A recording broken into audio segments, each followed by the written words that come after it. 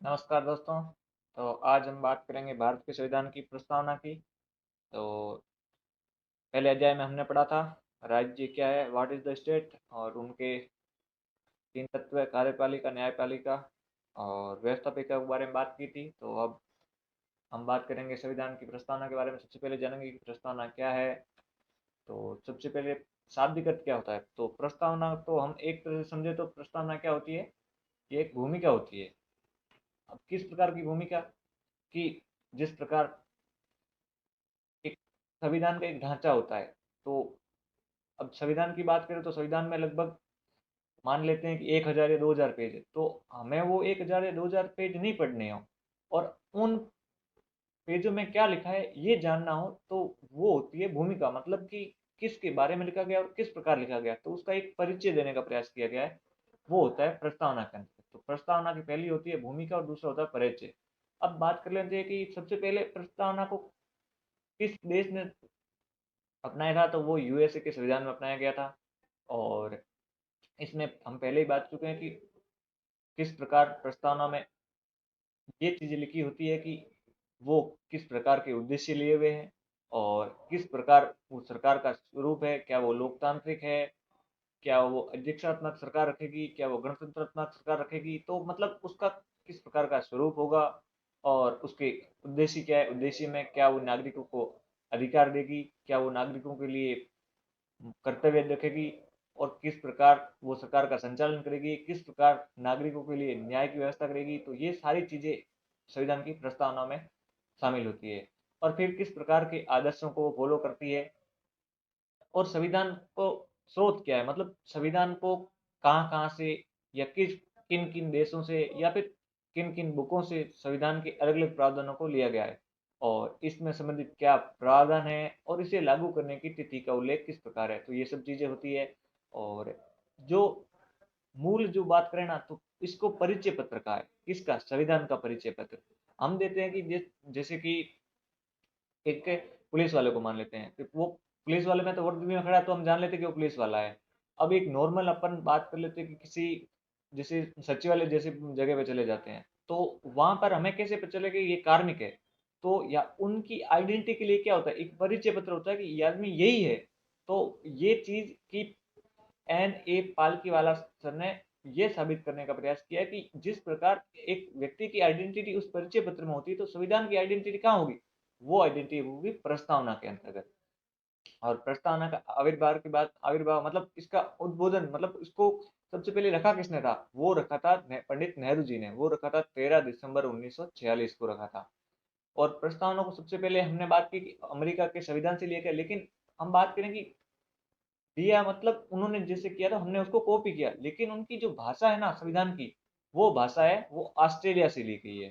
तो हम दो क्वेश्चन यहाँ हो जाएंगे। पहली, प्रस्तावना कहाँ से लिखी, अमेरिका से। प्रस्तावना की भाषा कैसी है, तो वो है ऑस्ट्रेलिया जैसी। फिर हम बात करें कि प्रस्तावना के अंतर्गत कुछ शब्द शामिल किए गए थे जो पहले नहीं थे। पहले नहीं थे इन द सेंस कि हमारे जो सरकार है ना, वो समाजवादी है या फिर पूंजीवादी है। तो ये शब्द कहाँ लिखा है, पहले 1976 तक इसका जिक्र नहीं था कि सरकार का स्वरूप कैसा है। तो उन धीरे धीरे जिस प्रकार की सरकार गति से चल रही थी, सरकार के पास संसाधन थे, सरकार राज्य को नियंत्रित कर रही थी, संसाधनों को नियंत्रित कर रही थी, तो उस हिसाब से 42वें संविधान संशोधन 1976 के अंतर्गत समाजवादी शब्द को जोड़ा गया और ये दर्शाया गया कि सरकार का स्वरूप समाजवादी है। अब ये धीरे धीरे इसकी बात करें तो धीरे धीरे जिस प्रकार 1991 में उदारीकरण को अपनाया गया है, उदारीकरण को अपनाने के बाद सरकार के स्वरूप में हम इस परिवर्तन की थोड़ी कमी को देख सकते हैं। और फिर एक और शब्द जोड़ा गया था, वो था पंथ निरपेक्ष। पंथ निरपेक्ष का मतलब होता है कि सरकार किसी भी पंथ या धर्म को बढ़ावा नहीं देगी और ना उस धर्म के बीच में, मतलब यदि कोई धर्म को फॉलो कर रहा है तो उसे मना करेगी। सरकार का कोई धर्म नहीं होगा, इसका सीधा मतलब ये है। फिर एक शब्द जोड़ा गया था, वो मिसिंग था, वो था अखंडता। अखंडता का मतलब है कि भारत एक एक है। मतलब इसको ना तो खंडित किया जा सकता है। खंडित करने से क्या तात्पर्य है, जैसे बात करें कि गुजरात चाहे कि मैं भारत से अलग होना चाहता हूँ, तो संविधान के ये शब्द दर्शाता है कि उसको आजादी नहीं है कि वो भारत के भारतीय राज्य से अलग होकर के एक अलग बने। तो वो शब्द दर्शाता है अखंडता। फिर बात करें कि भारतीय समाज जो तीव्र जो सामाजिक परिवर्तन उसके दौर से गुजरा है ना, तो उन दौर में क्या क्या है, जैसे न्याय किस प्रकार मिला है, किस प्रकार की समानता होगी, वो सब इस प्रस्तावना के अंदर शामिल किया गया है। तो हम नेक्स्ट बात करते हैं कि प्रस्तावना लिखी क्या गई है, इसके बारे में फिर डिटेल में बताएंगे कि प्रस्तावना क्या बताती है। तो इसमें सबसे पहले है कि हम भारत के लोग, मतलब ये बता रहा है कि we the people of India, भारत को एक संपूर्ण प्रभुत्व संपन्न, सबसे पहली बात आई है कि प्रभुत्व संपन्न। तो प्रभुत्व संपन्न का क्या मतलब होता है, इसके बारे में हम आगे जानेंगे। मैं थोड़ा सा ये बता देता कि प्रभुत्व संपन्न का मतलब है कि हम अपने राज्य को, अपने स्टेट को अपने अनुसार चलाएंगे, हमारे राज्य के अंतर्गत कोई बाहरी शक्ति का दखल नहीं होगा। फिर हमने बात की थी समाजवादी, समाजवादी के अंतर्गत स्टेट रेगुलेटर होती है समाजवादी। फिर है पंथ निरपेक्ष, इसकी हमने बात कर चुके हैं, ये सब 42 अमेंडमेंट में जोड़ा गया था 1976 के अंतर्गत। और फिर है लोकतंत्रात्मक, लोकतंत्र का मतलब होता है कि पीपल के द्वारा, लोगों के द्वारा सरकार चुनी गई होगी और वो लोगों के लिए कानून बनाएगी या फिर नियम बनाएगी, किस प्रकार उसके ऊपर शासन किया जाए उन सबको तय करेगी। और गणराज्य, लोकतांत्रिक गणराज्य, अब यहाँ दो मीनिंग होती है। गणराज्य का मतलब है कि जो संविधान का जो प्रमुख है, मतलब राज्य का जो प्रमुख है वो कौन होगा। जैसे ब्रिटेन और भारत की बात करें तो ब्रिटेन के अंतर्गत उनकी महारानी को प्रमुख माना जाता है, इसीलिए वो गणराज्य नहीं है। और भारत गणराज्य क्यों है, क्योंकि राष्ट्रपति को लोगों के द्वारा प्रत्यक्ष रूप से नहीं चुना जाता, लेकिन लोगों के प्रतिनिधि जो लोगों के द्वारा चुने हैं उनके द्वारा चुने जाने के कारण गणराज्य कहा जाता है। गणराज्य बनाने के लिए तथा समस्त नागरिकों को, अब यहाँ ध्यान रखने के तीन प्रकार के न्याय की बात की गई है। यहाँ पर कितने प्रकार के, तीन प्रकार के न्याय, तीन प्रकार के जस्टिस की बात की गई है। तो वो कौन कौन से हैं, पहला है सोशल, मतलब सामाजिक। और फिर इकोनॉमिक्स, इकोनॉमिकल। और फिर है पॉलिटिकल, मतलब ये है कि किसी भी व्यक्ति के साथ सामाजिक आधार पर, आर्थिक आधार पर और राजनीतिक आधार पर भेदभाव नहीं किया जाता, मतलब उनके साथ डिस्क्रिमिनेट नहीं होगा, उनको न्याय दिया जाएगा। फिर विचार, अभिव्यक्ति, विश्वास, विश्वास, धर्म और उपासना की स्वतंत्रता। अब स्वतंत्रता किस प्रकार की, विचार की, विचार से क्या क्या तात्पर्य, मैं जिस प्रकार अब लेक्चर ये रिकॉर्ड कर रहा हूँ, तो ये क्या है, मेरे विचार है जो मैं प्रकट कर रहा हूँ। इसमें मैं पढ़ भले किसी के और के विचार है, लेकिन इनके बीच में जो समझाने वाली इनपुट है ना, वो मैं मेरे डाल रहा हूँ, तो वो क्या हो गए विचार। अभिव्यक्ति, जो मैं अभी बोल रहा हूँ वो अभिव्यक्त कर रहा हूँ, वो उसकी स्वतंत्रता। फिर विश्वास, विश्वास का मतलब मैं किस पंथ को मानता हूँ, मेरा विश्वास किस के अंतर्गत है या किस चीज में मैं बिलीव करता हूँ, उसकी स्वतंत्रता। मैं कौन सा धर्म अपनाऊं, मैं किसकी उपासना करूं, तो ये सारी एक व्यक्ति के मूल के रूप में जो होती है ना, वो होती है विचार, अभिव्यक्ति, विश्वास, धर्म, उपासना की स्वतंत्रता। मतलब यदि एक मानव को मानव कहा जाए ना, तो उस मानव के कहने के पीछे कारण होता है कि वो उसके पास दिमाग है, उस दिमाग के अंतर्गत वो सोच सकता है, विचार कर सकता है, वो कुछ बोल सकता है। हमको मनुष्य कौन बनाता है, ये अभिव्यक्ति और विचार ही मनुष्य को बना, एक इस दुनिया के अंतर्गत अलग प्राणी बनाता है।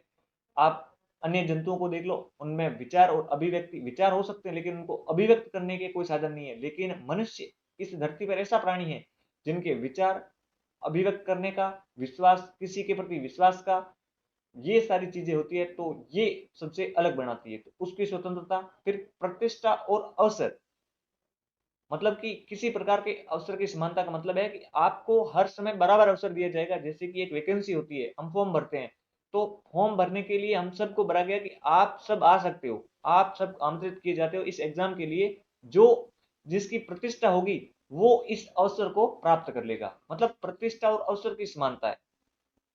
इसके लिए उन सब में व्यक्ति की गरिमा, राष्ट्र की एकता और अखंडता सुनिश्चित करने वाली बंधुता, यहाँ पर तीन बातें की गई है। क्या, एक तो व्यक्ति की गरिमा, मतलब ये होता है कि व्यक्ति एक सेल्फ, व्यक्ति के अंदर हर व्यक्ति के अंदर एक अलग चीज यूनिक होती है, वो होती है उसकी गरिमा। वो फिर राष्ट्र की एकता, मतलब देश की एकता की हम एक है, हम अलग होके, हमारा कल्चर चाहे कुछ भी हो, हमारी संस्कृति भाई कुछ भी हो, लेकिन जिस हम भारतीय भूभाग में रह रहे हैं ना, उसमें हम एक हैं। और फिर अखंडता, जिसकी हम पहले बात कर चुके हैं कि एक अखंड भारत है। फिर सुनिश्चित, अखंड भारत का मतलब ये है कि जिस भौगोलिक में क्षेत्र के अंतर्गत हम रह रहे हैं, उनमें किसी को अलग होने की स्वतंत्रता नहीं है और बाहरी दखल ना हो और हम इसे खंडित न कर दिया जाए। ये खंडित नहीं हो सकता, इसका तात्पर्य इसे मान सकते हैं। फिर बंधुता, बंधुता का तात्पर्य ये है कि हम सब एक हैं, हमें किसी प्रकार के लोग अलग अलग व्यक्ति के साथ क्या डिस्क्रिमिनेट नहीं किया जाएगा, भेदभाव नहीं किया जाएगा। फिर इस बंधुता को बढ़ाने के लिए दृढ़ संकल्पित होकर अपनी इस संविधान सभा में किस समय की बात है, वो है 26 नवंबर 1949 की बात है।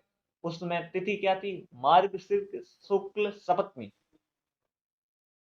हम मारवाड़ी में कहते हैं मिग्र शुक्ल सात्यों, मतलब मार्गशीर्ष शुक्ल सप्तमी को संवत 2006 विक्रमी, मतलब 2006 विक्रमी जो अपने कैलेंडर चलता है उसके अनुसार को एकत्र द्वारा इस संविधान को 3 शब्द है, अंगीकृत, अधिनियमित और आत्मार्पित। अंगीकृत का मतलब हम इसे अपनाते हैं, अधिनियमित का मतलब ये रेगुलेट हो गया है, और आत्मार्पित मतलब हम इसकी अपनी आत्मा में, हृदय में इसको गहराई से उतार रहे हैं। तो ये इसके अंतर्गत हमें सबसे पहले ये जानना होगा कि सबसे पहले तो पंथ निरपेक्षता, समाजवादी और अखंडता, ये 3 शब्द 42 अमेंडमेंट से जोड़े गए हैं। तो पहला क्वेश्चन तो यही आता है कि कौन सा शब्द जोड़ा गया है, फिर क्वेश्चन पूछ लेते हैं, फिर ऑप्शन होता है प्रभुत्व संपन्न, लोकतंत्र, गणराज्य, फिर सामाजिक न्याय, और फिर होता है समाजवादी। तो इसमें ऑप्शन राइट हो जाएगा समाजवादी। और अब फिर इसमें दूसरा क्वेश्चन आता है कि कौन कौन से न्याय दिए गए, तो 3 प्रकार के, सामाजिक, आर्थिक और राजनीतिक न्याय। इनको क्रम से जमाने के लिए भी आ सकता है कि सबसे पहले कौन सा न्याय है, सामाजिक, आर्थिक, राजनीतिक। तो हमें इस प्रकार याद करना है कि तो सबसे पहले क्या आता है, यदि हम किसी समाज के बीच बैठे हैं तो वो हमारा मूल होता है। अब समाज के बीच बैठे हैं तो समाज के बीच भूखे तो बैठे नहीं रहेंगे, उसके लिए क्या चाहिए होगा, अर्थ चाहिए होगा, तो वो आर्थिक हो जाएगा। सबसे पहले समाज फिर अर्थ। अब आर्थिक हो गए, लेकिन हमें इस समाज और अर्थव्यवस्था को रेगुलेट करने के लिए कोई चाहिए होगा, तो उसके लिए क्या, राजनीतिक। तो हम इसे ऐसे याद कर सकते हैं कि सामाजिक, आर्थिक और राजनीतिक। फिर है विचार, अभिव्यक्ति, विश्वास, विश्वास, धर्म और उपासना की। अब इसको याद कैसे करें, कि सबसे पहले यह करते हैं कि हमें विचार आया, कौन सा विचार, अभिव्यक्त करने का विचार। क्या अभिव्यक्त करने का, मेरा सबसे पहले तो मेरा विश्वास है, किस में, धर्म में है। धर्म में किस प्रकार का विश्वास है, उपासना करने का विश्वास है। तो मुझे विचार आया किसका, अभिव्यक्त करने का, किस में, विश्वास में, किस प्रकार के, धर्म का। कैसा धर्म, मेरे उपासना करने की। तो ये क्या होगी, स्वतंत्रता। इनमें भी क्रम पूछ सकते हैं, और सबसे पहले पूछ सकते हैं कि प्रस्तावना में कितने प्रकार की स्वतंत्रता का उल्लेख किया हुआ है, तो वो है 5। और फिर समानता, कौन कौन सी समानता, प्रतिष्ठा और अवसर की क्षमता। सबसे पहले प्रतिष्ठा और अवसर, यहाँ हम देख रहे हैं कि ए दोनों बार बाद में आ रहा है, तो मतलब अपन याद रखने के लिए माइंड के अंतर्गत इस प्रकार हम दे सकते हैं। सीधे पढ़ेंगे तो कभी याद नहीं रहेगा कि हमने पढ़ लिया यो नहीं, अपने को एक थोड़ा वो हट के सोचना होगा, तभी हम इसको याद रखें। फिर किसकी गरिमा, तो व्यक्ति की गरिमा। अब राष्ट्र की यहाँ 2 शब्द लिखे हुए, एकता, अखंडता, और फिर तीसरा बंधुता, यहाँ 3 शब्द है। और वो कंटिन्यू कैसे, एकता पहले, फिर अखंड, फिर बंधुता, ए ब।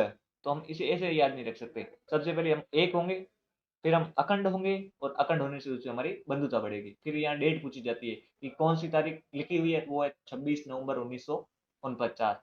फिर इसमें पूछा जाता है कि वो तिथि कौन सी थी, वो तिथि थी शुक्ल सप्तमी। किसकी, मार्गशीर्ष की। हम कैसे है कि भारत का संविधान अपने मार्ग पे जा रहा था, कैसे मार्ग पे, शुक्ल श्वेत मार्ग पे। क्या, शपथ में आई थी।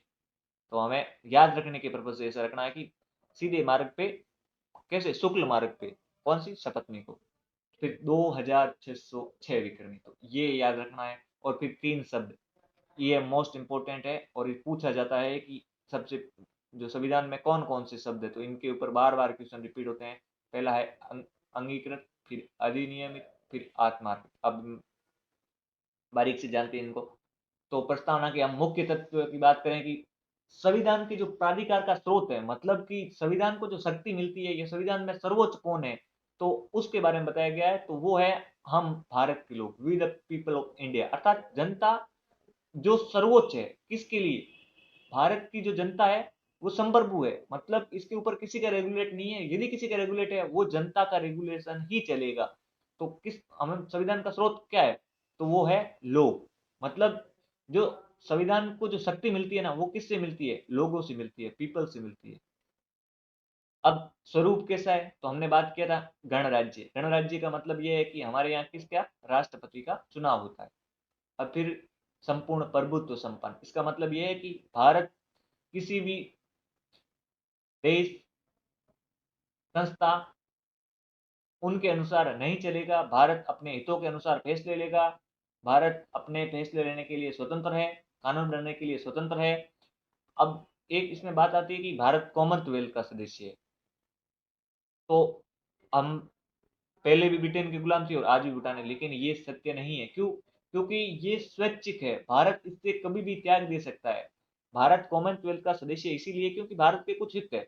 हित इन द सेंस कि यदि उसको कुछ इकोनॉमिक रूप से कुछ समझौते करने हो, कुछ राजनीतिक या पॉलिटिकल या फिर कुछ अन्य पर्पज हो, उन उद्देश्यों के लिए कि हम अपने देश का किस प्रकार विकास कर सके, तो इसीलिए वो स्वदेशीता धारण की हुई है। फिर समाजवादी, अब धीरे धीरे इसकी बात होती है कि क्या आज भारत का स्वरूप समाजवादी है, तो 1991 के बाद उदारीकरण के बाद यह कहा जा सकता है कि धीरे धीरे इस समाजवादी स्वरूप को प्रासंगिकता खत्म हो रही है। तो ये मोस्ट इंपोर्टेंट है।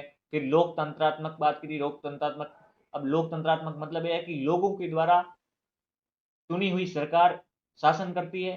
लोग इलेक्शन के माध्यम से अपने प्रतिनिधियों को चुनते हैं, और वो प्रतिनिधि कौन कौन से, जैसे एमपी हुए और एमएलए हुए। एमपी को तो हम सांसद बोलते हैं, जिनको हम लोकसभा में चुनते हैं, और एमएलए को अपने स्टेट असेंबली के द्वारा चुनते हैं। फिर पंथ निरपेक्ष, राज्य का कोई धर्म नहीं होगा। यहाँ बात आती है कि धर्म निरपेक्ष और पंथ निरपेक्ष से क्या तात्पर्य है, उनमें थोड़ा माइनर अंतर है, लेकिन हमें ये जानना है कि वहाँ संविधान के प्रस्तावना में पंथ निरपेक्ष लिखा है, ना कि धर्म निरपेक्ष। फिर संविधान का क्या क्या उद्देश्य, तो हमने बात की थी पहले न्याय, फिर स्वतंत्रता, फिर समता, मेन तीन थी, और फिर एकता, अखंडता और बंधुता। तो न्याय के बारे में हमने बात की थी पहले कि क्या उनसे समाज में फिर क्या अर्थ होगा, फिर राजनीति मिलेगी। हमने स्वतंत्र के बारे में तो पढ़ा था, आंख बंद करके याद करो, कि हमें विचार आएगा किस प्रकार का अभिव्यक्त करने का, क्या विश्वास, किस में विश्वास, धर्म में हम विश्वास कैसे करेंगे, उपासना के माध्यम से। फिर हमने दो समता की बात की थी, प्रतिष्ठा और अवसर की, फिर व्यक्ति की गरिमा, राष्ट्र की एकता, अखंडता और बंधुता। अब नेक्स्ट की प्रस्तावना के तत्वों को हम धीरे धीरे और ज्यादा गहराई से जाने, तो सबसे पहले हम ये कह रहे हैं कि जो भारत के लोगों ने संविधान को क्या किया, अंगीकृत, अधिनियमित और आत्मार्पित, मतलब संप्रभुता किसमें, जनता में नहीं थे, ये पहले बात कर चुके हैं हम। ये लोगों के किसके आदर्श और आकांक्षाएं, जिन्हें प्राप्त करने की आवश्यकता है, उनकी उद्घोषणा करता है। अब शब्दावली की बात कर लेते हैं हम, छोटे छोटे एक एक शब्द जान चुके, लेकिन इनके बारे में थोड़े विस्तार से और जल्दी जल्दी पढ़ लेते हैं। हम भारत के लोग, we the people of India, इसका मतलब है कि भारत के लोगों द्वारा ही इन संविधान को बनाया गया है। किस संविधान को, जिसकी हम प्रस्तावना पढ़ रहे हैं, उस संविधान को बनाया गया है, स्वीकार किया गया है, और स्वयं को इसको अर्पित कर दिया गया है। किन की बात कर रहे हैं हम, कि आत्मार्पित, मतलब इस संविधान को आत्म इस अपने ऊपर लागू किया, मतलब जो इस संविधान में लिखा गया है वो हमारे लिए सर्वोपरि है। हम उसको पालना करेंगे, उसके अनुसार चलेंगे, उनके आदर्शों को मानेंगे। फिर संप्रभुता संपन्न, इससे क्या स्पष्ट होता है कि हम देश की आंतरिक हो या बाह्य हो, वो फैसले हम खुद लेंगे, और हम किसी बाह्य या विदेशी सत्ता के अधीन नहीं है। मतलब ये कि अपनी किसी भी जो आंतरिक या बाह्य नीति है ना, उसके, मतलब हम जैसे अमेरिका के साथ, अमेरिका हमारे साथ फोर्स नहीं कर सकता। फोर्स इन द सेंस कि जैसे परमाणु अप्रसार संधि है, तो परमाणु अप्रसार संधि है, हमने पहले भी जाना था, 1976 की है, जिसमें क्या कहा गया है कि शायद ये मिस में 1967 या 67 होना चाहिए, पर एक बार ये कंफर्म कर लेना। परमाणु अप्रसार संधि, जिसमें P5 सदस्य है, कौन से, चाइना, अमेरिका, ब्रिटेन और रशिया, और इनके साथ एक और है। तो ये जिनके पास पहले से परमाणु हथियार है, वो ये भारत को ये कह रहे हैं कि आप भी इससे शामिल करो, कि हम आगे से नहीं बढ़ाएंगे, और हम हथियारों को, जो आपके पास वो परमाणु हथियार है, उनका आप विखंडन कर दोगे, उनको आप नष्ट कर दोगे। तो भारत इसके लिए मना कर रहा है। क्यों मना कर रहा है? क्योंकि वो भारत क्या है, भारत इस समय संप्रभु है। किसका? अपना खुद का संप्रभु है, अपने फैसले आंतरिक हो या बाह्य हो खुद ले सकता है। फिर नेक्स्ट बात करते हैं वो समाजवादी। समाजवादी का स्वरूप का मतलब ये होता है कि जो सरकार है, उस सरकार के पास जो राष्ट्र के संसाधन होते हैं, उन संसाधनों पर सीधा नियंत्रण होता है। वो मुद्रा का विनिमय करती है, खुद विनिमय कर सकती है, लेकिन अब धीरे धीरे इसका रिलेवेंस घट रहा है। और दूसरा टाइप होता है पूंजीवादी, जिसकी तरफ सरकार प्राइवेटाइजेशन के माध्यम से धीरे धीरे पूंजी की तरफ बढ़ रही है, पूंजीवादी की तरफ, जो लोकतांत्रिक साधनों से समाज के मतलब स्वरूप और धीरे धीरे जो मिश्रित अर्थव्यवस्था है ना, मिश्रित अर्थव्यवस्था का मतलब भारतीय अर्थव्यवस्था को मिश्रित कहा जाता है। इस मिश्रित का मतलब है कि कुछ लक्षण इसके पूंजीवादी है और कुछ लक्षण इसके समाजवादी है। तो यदि क्वेश्चन सीधा पूछा जाए तो भारतीय अर्थव्यवस्था कैसी है, तो आज अपने को यही लिखना है कि भारतीय अर्थव्यवस्था वो मिश्रित अर्थव्यवस्था है। अब नेक्स्ट बात कर लेते हैं पंथ निरपेक्ष।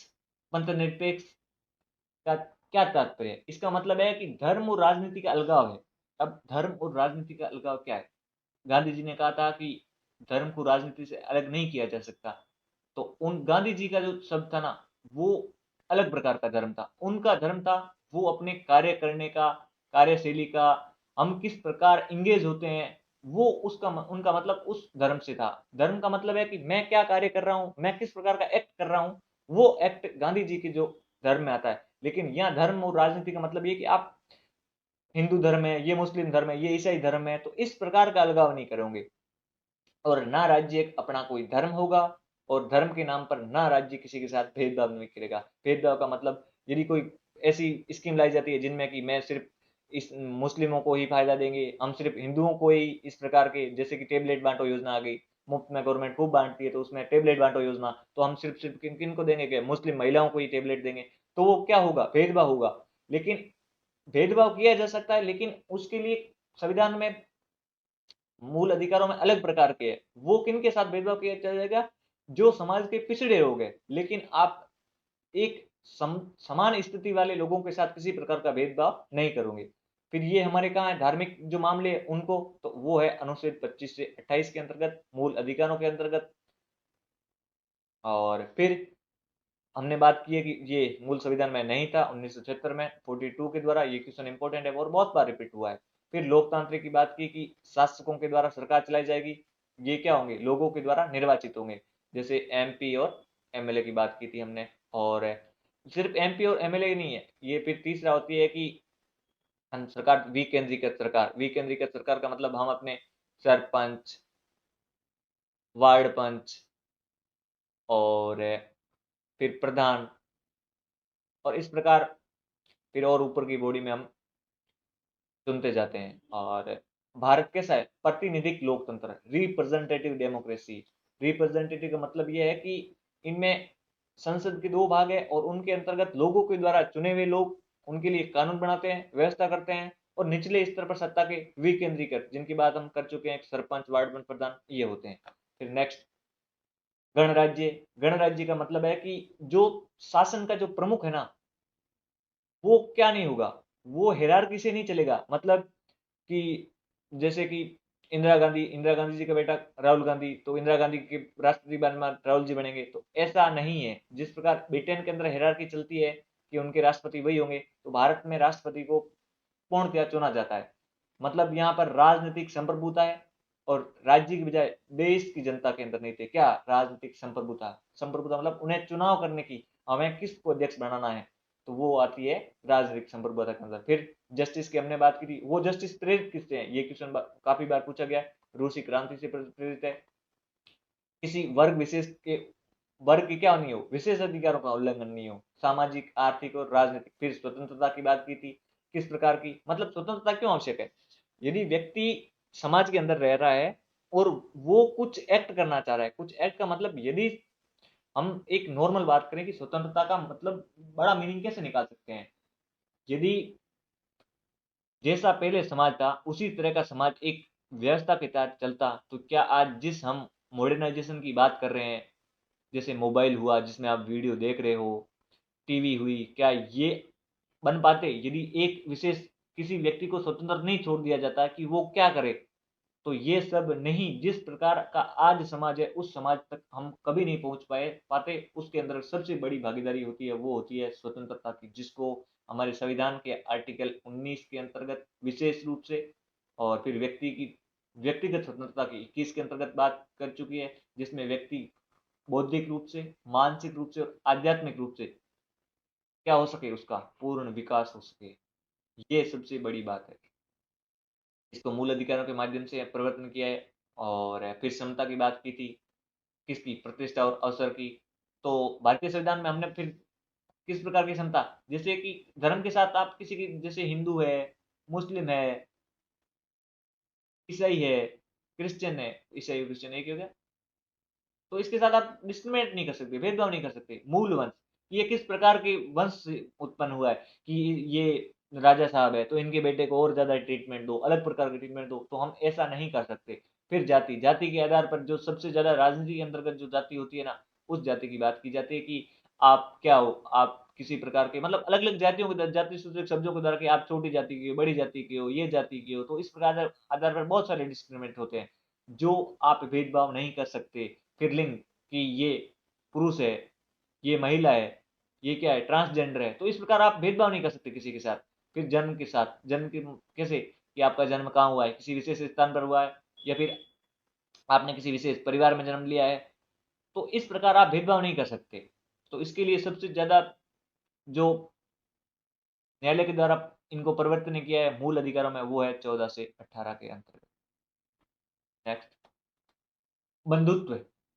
तो बंधुत्व का भाव क्यों आवश्यक है, किसी देश के लिए बंधुत्व का भाव इसीलिए आवश्यक है कि उस देश के अंतर्गत क्या, शांति और कानून का शासन स्थापित हो। यदि एक दूसरे में बंधुत्व नहीं होगा तो वो एक दूसरे से क्या करेंगे, झगड़ा करेंगे। झगड़े से क्या होगा, अव्यवस्था होगी, अराजकता फैलेगी, और अराजकता पे कभी शासन नहीं किया जा सकता, जो मानव कल्याण के लिए क्या है, नुकसानदायक है। फिर राष्ट्र की एकता व अखंडता, ये सबसे इंपॉर्टेंट है, जो हम बात कर चुके हैं कि किसी राष्ट्र की एकता होती है ना, वो बहुत ज्यादा आवश्यक होती है, क्योंकि मानव के शांतिपूर्ण और मानव के कल्याण के लिए यह सबसे आवश्यक है। इससे मानव विकास कर पाएगा, अपनी भविष्य की पीढ़ियों के लिए कुछ अचीव कर पाएगा, और उन्हें एक अच्छा जीवन प्रदान कर पाएगा। फिर विविधता के कारण भारत की एकता अखंडता को बनाए रखना क्या है, बड़ी चुनौती थी। किस बात की, पहले विविधता किस प्रकार की, कि ये अच्छा तो मैप नहीं, पर एक बार मैं मैप बनाने का ट्राई करता हूँ। तो ये, तो इसमें हम यहाँ बात करें ना, तो ये दक्षिण का इलाका है, और यहाँ उत्तर भारत का इलाका है, और ये पूर्वोत्तर इलाका है, और यहाँ कुछ ऐसे, तो यहाँ जैसे गुजराती और मराठी है, तो इस आधार पर है। यहाँ तमिल, सॉरी यहाँ तमिल, यहाँ तेलुगु, और यहाँ लगभग ज़्यादातर हिंदी भाषी राज्य है, और यहाँ पर भी कुछ हिंदी भाषी और आदिवासी राज्य है, यहाँ नॉर्थ स्टेट राज्य। तो इस आधार पर हमारा देश एक डाइवर्सिटी है, तो उस डाइवर्सिटी को बनाए रखना सबसे बड़ी चुनौती थी। क्यों, क्योंकि पहले यहाँ पर भी मांग उठी थी, हैदराबाद की मांग कभी लगातार उठी थी कि इनको अलग राज्य, कश्मीर के मुद्दे को लेकर के आज भी पाकिस्तान कहता है कि हम कश्मीर, कश्मीर हमारा है। लेकिन जो पूर्ण प्रभुत्व संपन्न जो भारत है उसका कश्मीर है, और इसके लिए जो पाकिस्तान जो नापाक हरकत करता है ना, वो उस एकता और अखंडता को चुनौती दी जाती है। तो इसके लिए मौलिक कर्तव्य के अंतर्गत, किसमें, मौलिक कर्तव्य में एक पेरा जोड़ा गया था, जिसमें कहा था कि राष्ट्र की एकता और अखंडता बनाए रखने के लिए प्रत्येक नागरिक का क्या कर्तव्य है, कि वो राष्ट्र की एकता और अखंडता बनाने के लिए अपना सर्वोच्च दे। ये लीगल बाइंडिंग नहीं है, लेकिन ये हमने, ये जो नैतिकता का स्तर होता है ना मानव के लिए, वो रखा गया कि आप सबसे पहले ये चीज देखेंगे कि यार राष्ट्र की एकता और अखंडता यहाँ, जब मैं जिस एक्ट को कर रहा हूँ ना, उससे क्या खंडित हो रही है या नहीं हो रही है। फिर व्यक्ति की गरिमा के लिए उनके अंतर्गत बहुत सारे अधिकार आते हैं, जैसे उसे अच्छी नींद का अधिकार, उसे स्वास्थ्य का अधिकार, अच्छे स्वास्थ्य का अधिकार, स्वास्थ्य के अंतर्गत नींद आ जाती है। फिर उसे शिक्षा का अधिकार, फिर उसे खाने का अधिकार, अच्छी हवा का अधिकार, अच्छे जीवन जीने का अधिकार, इसके अंतर्गत विदेश यात्रा का भी अधिकार है। तो इस प्रकार के बहुत सारे अधिकारों को जोड़ा गया जो व्यक्ति की गरिमा के लिए आवश्यक है। फिर नेक्स्ट, सबसे बड़ा डिबेट ये होता है कि क्या प्रस्तावना संविधान का अंग है या नहीं। ये डिबेट सबसे ज्यादा चलती है। तो इस डिबेट की शुरुआत हुई थी सबसे पहले बेरुबारीवाद में। बेरुबारीवाद में कहा गया था कि प्रस्तावना संविधान का अंग नहीं है, Berubari versus union of India. इसमें कहा गया था कि प्रस्तावना संविधान का अंग नहीं है। फिर सज्जन सिंह बनाम राजस्थान राज्य 1964, इसी में भी इसी को रिपीट किया गया था कि प्रस्तावना संविधान का अंग नहीं है। लेकिन गोलकनाथवाद में थोड़ा रिवर्स हुआ, मतलब जो सुप्रीम कोर्ट के जो न्यायाधीश थे, उन्होंने कहा कि जहां संविधान की भाषा स्पष्ट नहीं हो, क्लिष्ट हो, जहां हम अर्थ समझ नहीं पाए कि किस प्रकार क्या कहना चाहता है इनका, इन द सेंस की मौलिक अधिकारों में कोई धार्मिक अधिकार है, उनसे रिलेटेड किसी मुद्दे पर बहस हो गई है, वहां एक्ट आ गया है। और वहां हमें ये जानना है कि क्या भारत पंथ निरपेक्षता को फॉलो करता है या नहीं। तो उस समय संविधान की जो प्रस्तावना है ना, उस प्रस्तावना का सहारा लिया जाकर ये कह सकते हैं कि भारत पंथ निरपेक्ष है। मतलब हम उस कंडीशन में जहां संविधान की जो भाषा स्पष्ट नहीं होना, उस कंडीशन में हम इसे लागू कर सकते हैं। ये कहाँ गया था, गोलकनाथवाद में कहा गया था। और फिर जो भारतीय इतिहास के अब तक के इतिहास में, संवैधानिक इतिहास में हम बात करें तो सबसे बड़ा केस माना जाता है केशवानंद भारती बनाम केरल राज्य, जहां पर ये कहा गया था कि संविधान का अंग है। ये क्वेश्चन राइज होता है, या क्वेश्चन बहुत बार आया है कि क्या प्रस्तावना भारत संविधान का भाग है या नहीं है। तो इसके लिए फिर ऑप्शन दिया जाता है कि निम्न में से किस संविधान, सॉरी, किस एक्ट या फिर किस केस के अंतर्गत कहा गया था कि भारत संविधान का अंग है। बेरूबारीवाद, सज्जन सिंह, गोलकनाथ या फिर केशवानंद। तो सबसे अप्रोप्रिएट आंसर है केशवानंदवाद। यहाँ दो दिए जाए, गोलकनाथ केशवानंद, तो उसमें गोलकनाथ और केशवानंद दोनों को हम टिक करेंगे। और फिर एस आर बम्बई विवाद 1993 में हुआ था, उसमें भी कहा गया था कि संविधान अंग है। और सबसे बड़ी बात ये कहा गया था कि जो नीति निदेशक तत्व डीपीएसपी और मौलिक अधिकार, मौलिक अधिकार, इनके बीच में एक कड़ी के रूप में कौन काम करती है, प्रस्तावना काम करती है। मतलब ये इन दोनों के बीच एक कड़ी है, इसे डीपीएसपी और मौलिक अधिकारों को क्या करती है, जोड़ती है। तो आज हमने प्रस्तावना की हर एक शब्द की पूर्णतः व्याख्या की है। और अब हम नेक्स्ट जानेंगे कि मौलिक अधिकार क्या है, भारतीय संविधान में किस प्रकार ऐड हुए थे, इनकी क्या पृष्ठभूमि रही है और किस प्रकार के अधिकार दिए गए हैं। तो आगे देखेंगे।